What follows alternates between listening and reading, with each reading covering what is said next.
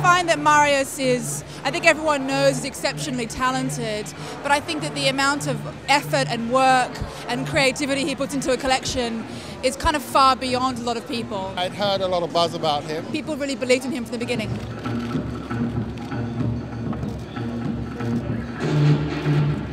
Every season he moves on and develops that. He's got a very, very, I think, intellectual approach to what he designs, but it still comes back to making a girl look, I mean, edgy and very, very beautiful. It's always quite sexy and quite strong with Marios. The attenuated line was very new and fresh. I don't design clothes just because the sake of fashion. He's very entrenched in his work.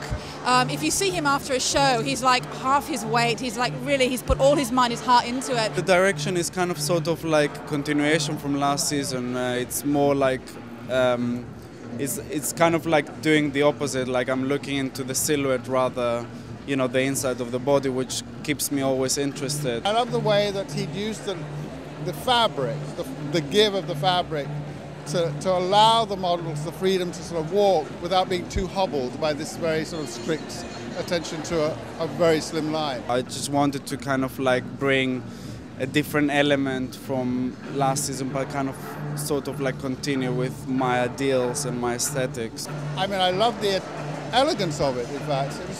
It was very fashion forward and avant-garde, but also elegant at the same time. When it comes to the business, he's savvy enough to know what he needs to do, but his heart and soul's in the collection. We have to kind of like be as competitive with the big houses, and we need to sell, like we need to gradually expand our businesses in order to survive. Marios Schwab is selling to many markets. You go to Paris and you see his dresses in Maria Louisa.